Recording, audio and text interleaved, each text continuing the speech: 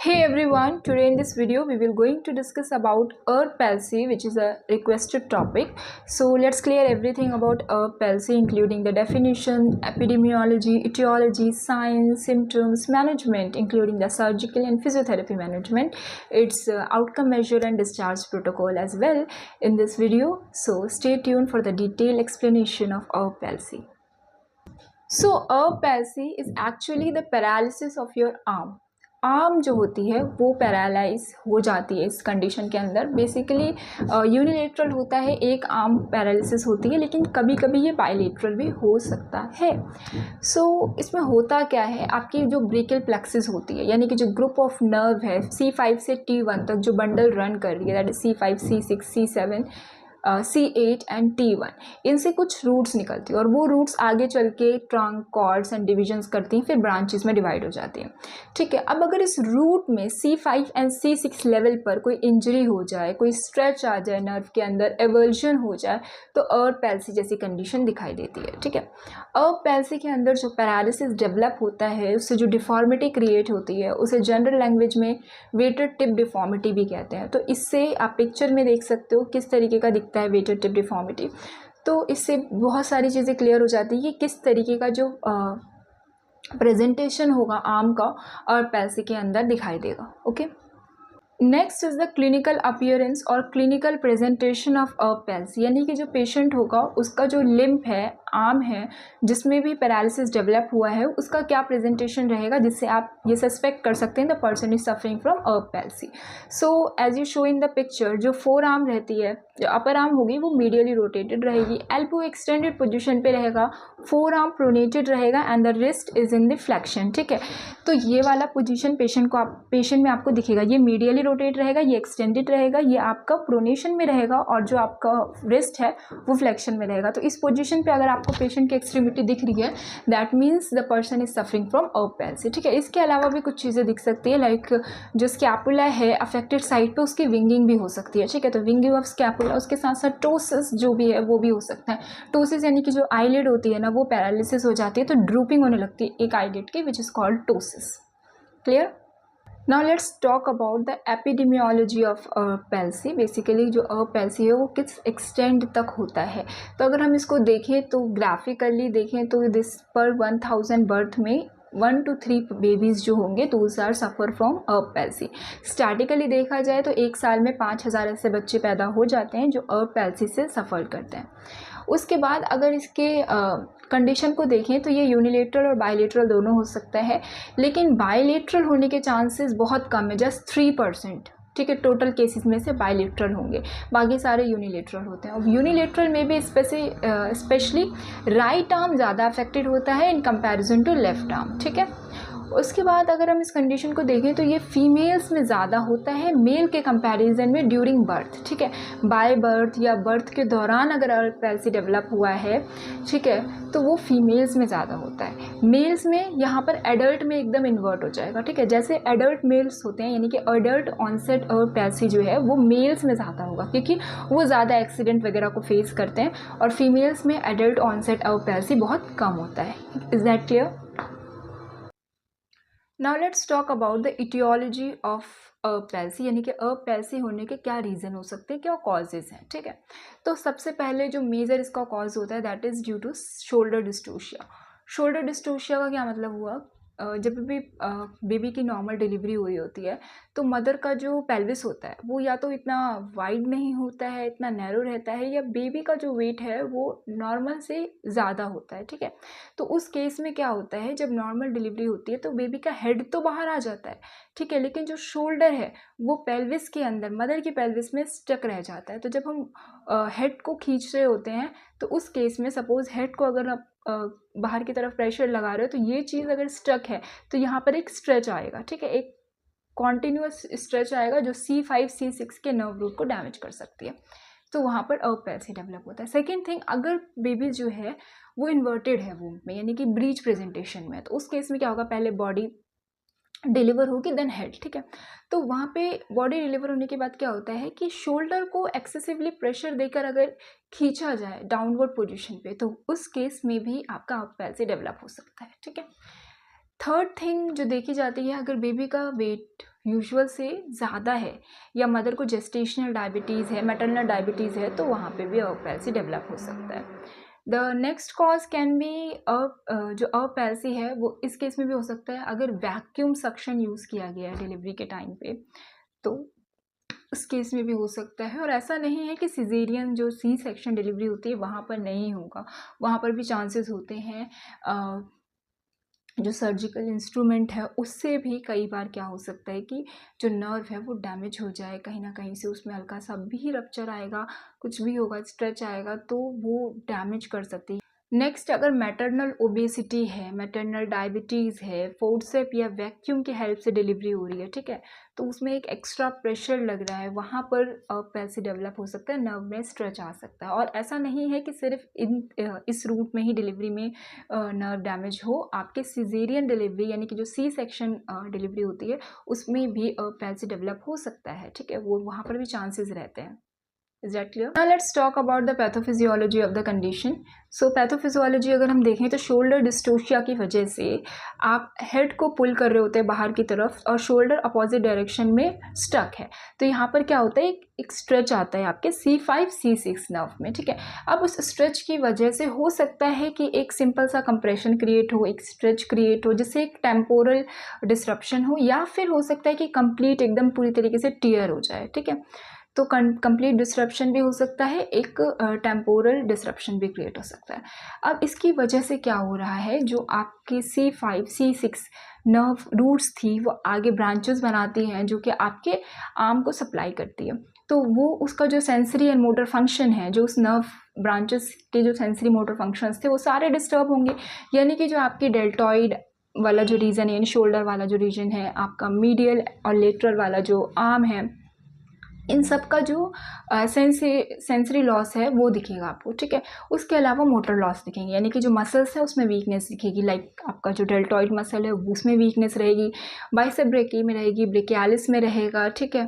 आपका जो सुपिनेटर है उसमें वीकनेस रहेगी, उसके साथ साथ जो इंफ्रास्पाइनेटस, सुपरास्पाइनेटस है, सेरेटस एंटीरियर है, ठीक है, ये सारी मसल्स में वीकनेस क्रिएट हो जाएगी, पैरालिसिस हो जाएगा इन मसल्स का, ठीक है।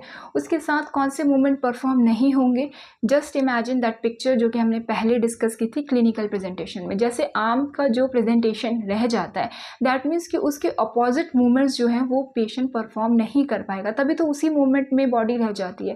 दैट मीन्स कि अगर जो अपर आर्म है वो अगर बॉडी के साथ अडेप्टेड है, दैट मीन्स कि एबडक्शन नहीं हो पाएगा, क्योंकि डेल्टॉइड की भी वीकनेस है, डेल्टॉइड की पैरालिसिस है। उसके अलावा अगर मीडियली रोटेट है, दैट मीन्स कि लेटरल रोटेशन नहीं हो पाएगा, प्रोनेटेड पोजीशन में है, दैट मीन्स सुपिनेशन नहीं हो पा रहा है, रिस्ट का फ्लेक्शन है, दैट मीन्स कि एक्सटेंशन नहीं हो पाएगा, ठीक है। तो ये सारी वीकनेस आपको इन सारे मसल्स में पैरालिसिस दिखेगा in case of palsy. Clear? So let's talk about the complication. So जो शॉर्ट टर्म कॉम्प्लिकेशन है, those are your pain and movement में डिफिकल्टी, वो तो शॉर्ट टर्म है, लेकिन लॉन्ग टर्म क्या हुआ कि मसल की स्ट्रेंथ पूरी तरीके से खत्म हो जाएगी, मसल पैरालाइज्ड हो चुकी है। अब स्ट्रेंथ खत्म हो चुकी है, कोई मूवमेंट नहीं होगा उस मसल में, तो वो मसल एट्रोफी में चली जाएगी। एक पॉपुलर फ्रेज है यूज इट और लूज इट, दैट मीन्स कि अगर वो मसल यूज़ नहीं हो रही है तो वो मसल पूरी तरीके से ख़त्म हो जाएगी, पूरी तरीके से एट्रोफी, मतलब कि उसका बल्क दिखेगा ही नहीं, ठीक है, बल्क मसल बल्क रिड्यूस हो जाएगी। उसके साथ साथ जो जॉइंट है वो मूवमेंट नहीं कर रहा है, तो बोन इम्पेयरमेंट आपको दिखेगा, और उसके अलावा जो ऑस्टियोआर्थराइटिस है वो डेवलप हो सकता है। नाउ अब इसका असेसमेंट जो आप करेंगे, तो सबसे पहले आप इसका सब्जेक्टिव असेसमेंट लेंगे, जिसके अंदर the first and foremost thing is your demographic data. Demographic data in the sense कि पेशेंट का नेम, एज, ठीक है, ये सारी चीज़ें, कितने दिन का है, कितने मंथ का है, वो सारी चीज़ें आपने ले ली, that is the part of demographic data. अब जो आपको सब्जेक्टिव असेसमेंट में मदर से जो डेटा कलेक्ट करना है ना, उसके अंदर आप सबसे पहले ये पूछेंगे कि जो लेबर पेन था, जो लेबर था वो कितने ड्यूरेशन का था, स्पेशली जो सेकेंड स्टेज थी वो ज़्यादा प्रोलॉन्ग तो नहीं थी, और थी तो कितना प्रोलॉन्ग थी। लेबर का क्या मीनिंग होता है कि जब बेबी को बर्थ होना होता है, ठीक है। तो जो बर्थ कैनाल होती है, जो सर्विक्स की जो ओपनिंग होती है ना, वो अपने आप में इंक्रीज़ होती है अप टू 10 सेंटीमीटर। तो सर्विक्स का जो डायलेशन होता है विच इज़ कॉल्ड लेबर, ठीक है, और ये बहुत पेनफुल होता है, तो इसको लेबर पेन भी कंसीडर करते हैं। तो इसमें क्या होता है कि फर्स्ट स्टेज की सर्विक्स जो है वो डायलेट होकर अप टू 10 सेंटीमीटर तक आ गई, लेकिन जो सेकेंड स्टेज है उसके अंदर स्पेशली होता है बेबी की डिलीवरी, ठीक है। ये अप टू अप्रॉक्सीमेटली 30 मिनट्स तक रहता है ये सेकेंड स्टेज, लेकिन एबनॉर्मल केसेस में, एबनॉर्मल लेबर की केसेस में ये ड्यूरेशन इंक्रीज़ होकर के अप टू 50, 60 टू 80 मिनट्स तक भी रह सकता है, ठीक है। एबनॉर्मल केस की बात कर रही हूँ मैं। तो ये जो सेकेंड स्टेज होता है, यानी कि जिस स्टेज में बेबी को डिलीवर होना होता है, बर्थ कैनाल से बेबी पूरा पास आउट होता है, ये स्टेज कितने लंबे टाइम तक रही ये आपको असेसमेंट के अंदर लेना होता है, ठीक है, क्योंकि इससे बहुत ज़्यादा इफेक्ट पड़ सकता है। जैसा कि हमने कहा था, डिस्टोशिया वाला केस हो सकता है, स्ट्रेच आ सकता है, तो वो चीज़ पूछेंगे।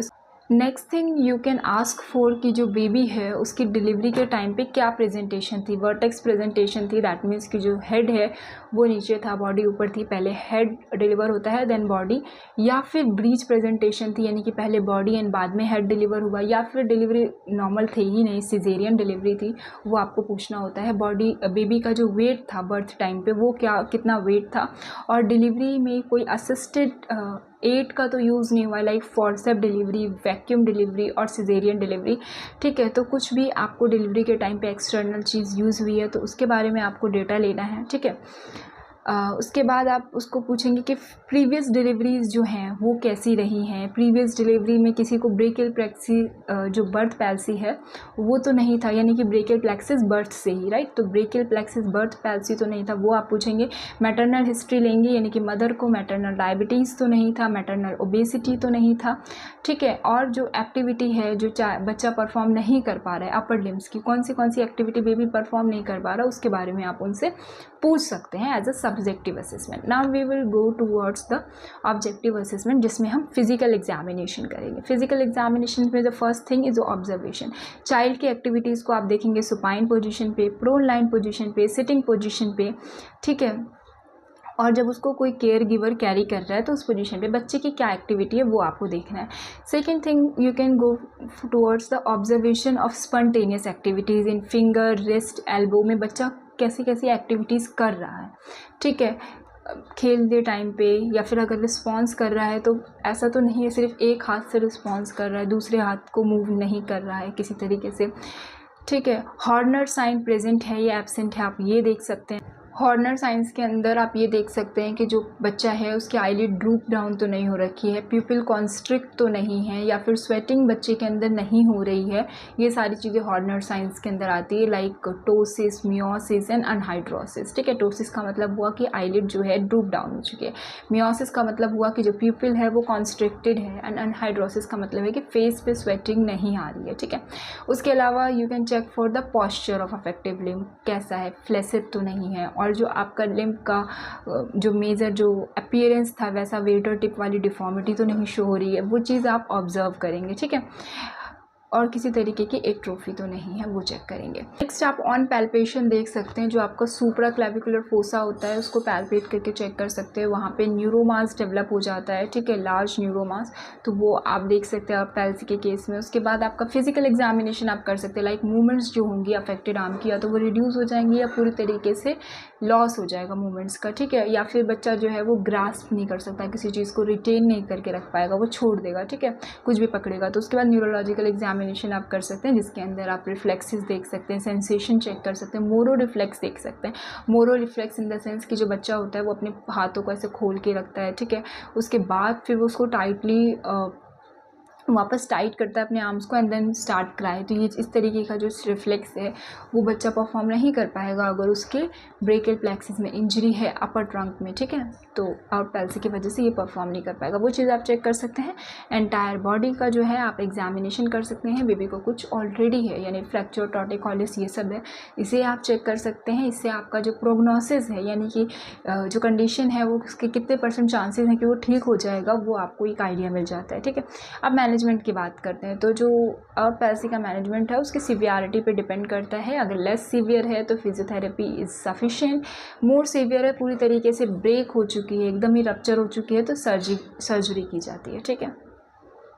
Now let's talk about the physiotherapy treatment, जिसको हम स्टेज वाइज पढ़ेंगे। तो स्टेज 1 के अंदर फर्स्ट 2 वीक में आपको क्या करना है, ये जो फेज़ होता है ये रेस्टिंग फेज़ होता है। यहाँ पे एक्सेसिव एक्टिविटीज़ को अवॉइड करना है। जो बच्चा है उसके आर्म को रेस्टिंग पोजीशन पे रखना है, क्योंकि ये इन्फ्लामेटरी फेज़ होता है। तो जो इंजरी है ना उसको हमें काम डाउन होने का टाइम देना है, ठीक है। उसके बाद आपका इसमें जो गोल होता है वो यही होता है कि जो बच्चा है उसको कैसे हैंडल किया जाए, ठीक है। उसकी हैंडलिंग की प्रॉपर एजुकेशन उसके केयर गिवर को या मदर को देनी होती है, ठीक है। जिसके अंदर first thing is hand position. अब हैंड पोजीशन क्या है, इसको आपको केयर गिवर को बताना होता है कि जो हैंड है बच्चे का वो हमेशा, क्योंकि वो इंटरनल रोटेशन में है तो उसको एक्सटर्नल रोटेशन पे रखना है, सुपिनेशन में रखना है, और कोई टावल, रैप, एनीथिंग या स्मॉल पिलो जो है उसके आर्म पिट में लगा देना है जब भी बच्चा सो रहा हो या रेस्ट कर रहा हो। तो इससे क्या होगा कि जो मोमेंट पैरालाइज हो रही है उस मोमेंट को हम अवॉइड कर सकते हैं, उसके अपोजिट जो करेक्ट मोमेंट है वो परफॉर्म कर सकते हैं, ठीक है। सेकेंड थिंग कि बच्चे को जब भी होल्ड करना हो तो हाथों की हेल्प से, हाथों से उसको होल्ड नहीं करना है, ठीक है। और जो उसका आर्मपिट वाला डिज़ाइन है वहाँ से उसको होल्ड नहीं करना है, एक्सेसिव कंप्रेशन नहीं देना है, फर्दर इंजरी नहीं होने देनी है। तो इस तरीके से आप एजुकेट कर सकते हैं। फर्स्ट 2 वीक में किसी भी तरीके का कोई एक्सरसाइज प्रोटोकॉल नहीं है। Is that clear?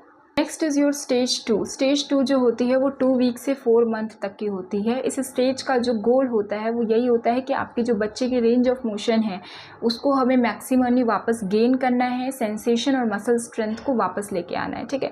अब इसके लिए आप क्या क्या करेंगे, सबसे पहले पैसिव रेंज ऑफ मोशन से स्टार्ट करेंगे। Gentle passive range of motion exercise जो है अफेक्टिव एक्सट्रीमिटी की वो आपको करानी होती है, ठीक है। और with in the available range of motion आप इसको पहले कराएंगे। 10 repetition for each movement is sufficient, क्योंकि वो बच्चा है, ठीक है।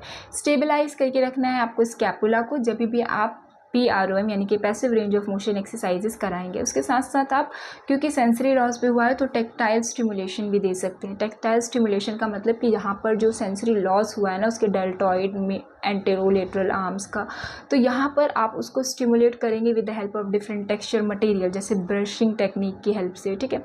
उसको सेंसिटिव स्टिमुलेशन देना है। जॉइंट कंप्रेशन कर सकते हैं वेट बेयरिंग एक्सरसाइज से to increase the proprioception and isometric जो मसल्स होती हैं उनका को कॉन्ट्रैक्शन होने के लिए, ठीक है।